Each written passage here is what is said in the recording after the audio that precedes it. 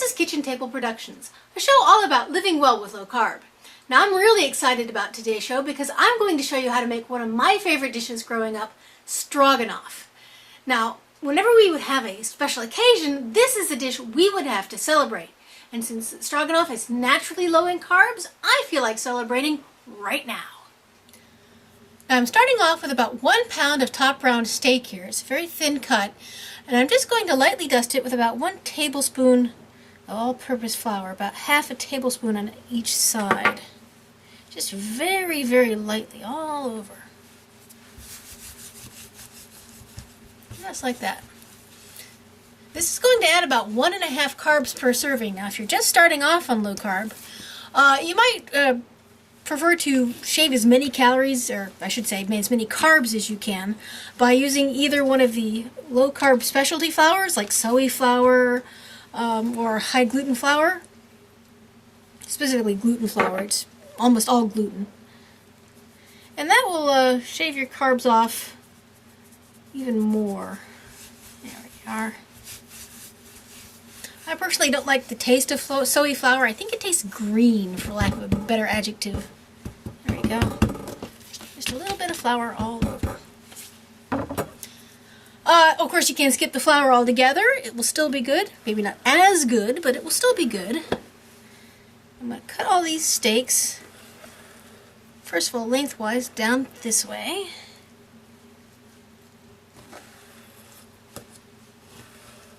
And then I'm just going to cut them into 1/4-inch strips. I can actually stack a few of these up at a time. You're just basically going for bite-sized strips here.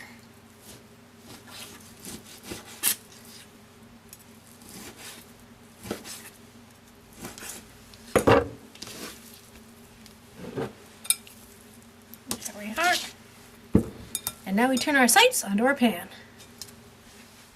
Alright, now here's my cooking vessel. It's just a large pot, and I've got a lid for it here. Now, a Dutch oven would work well too, or an electric skillet. Whatever you choose, it should have a lid. Now, I'm heating this up over medium-high heat, and I'm going to add 1/4 cup, that's half a stick, of butter.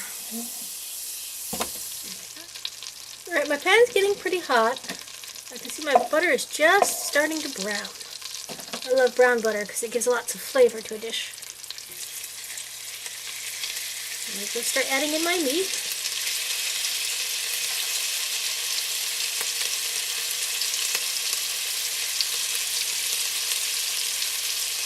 I like to add it in a piece at a time, just because it doesn't stick so well much that way. Alright, now that my meat is brown, I'm going to remove it back to its bowl. Yes, it is the same bowl, but I washed it and dried it.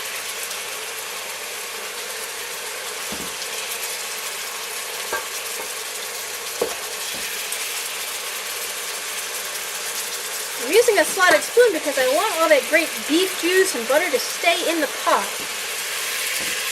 Now I'm just going to give this a few minutes to reduce. I want to concentrate that flavor. You see it's starting to stick to the bottom of the pan. You kind of want that. That's where a lot of the yummy goodness is to be found. There we go. Now you can see it's getting a bit darker. The bubbles are piling up on each other more. At this point, I'm going to go ahead and add in my vegetables. I have here 1/4 cup of onion.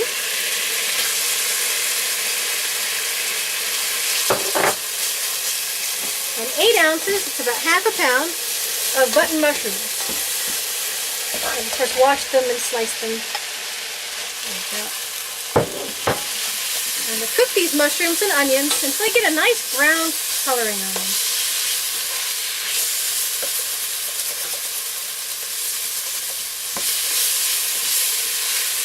If the pan gets a bit dry, you can, if you want, add in a couple more tablespoons of butter. That's fine. We're low carbers. Butter is our friend. I'm just going to let it sit like this for a few minutes without stirring. See if I can get some brown, nice brown on the bottoms. There, see that golden brown color on that mushroom? That is just beautiful. That's what we're looking for. You can see it sticking to the bottom of this pot. That's where all your nice flavor is growing and building. That is just some good stuff down there. Alright, now I got some good brown on this. I'm actually going to cut my heat all the way back to very, very low. I'm going to add in my meat. And I'm going to add in some seasonings. Okay, now I have here 1/4 teaspoon of Worcestershire sauce. Just sprinkle that over. 1 beef bouillon cube. Just going to dump that in for now. 1 teaspoon of salt.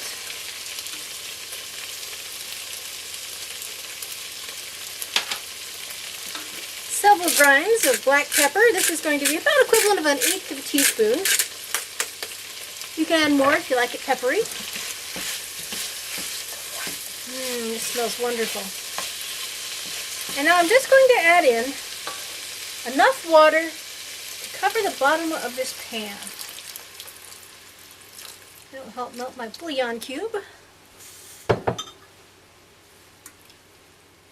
Now I'm not going to tell you how much water that is. I want to make sure that bouillon cube is down in the water, because it's going to vary depending on your pan size. Just want a little bit. Like I say, I've backed off my heat all the way down to low, and I'm going to cover this and let it just barely simmer on low for 30 minutes. Okay, we are almost done. Now if you're making this ahead of time, say for a dinner party or something, you could halt the cooking process here.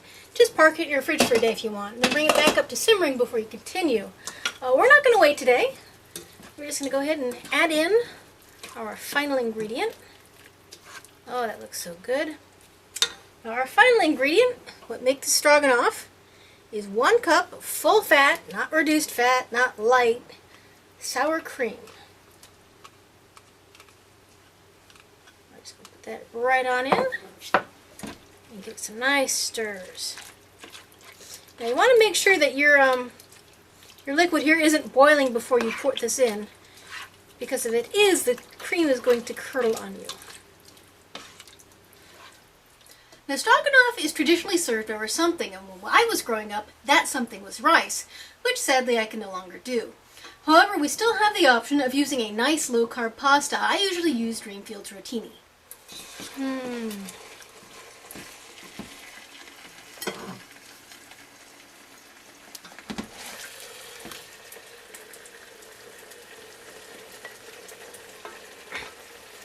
Now, doesn't that look great? Of course, there's nothing that says that you have to serve this over anything. It's good all on its own.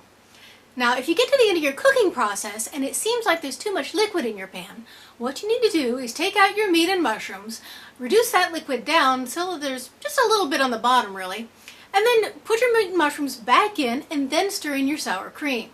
Now, the recipe, as I made it today, serves 4 people at about 6 carbs per person, but that doesn't account any sort of pasta that you might serve it over. Now you can shave down that carb count to about 3 by omitting the flour and the onions. Now these are some seriously good food, and I hope that I have inspired you to try it out soon. For this recipe and many others, please visit our website, kitchentableproductions.net. I'm Jessica Brevort, and this has been Kitchen Table Productions.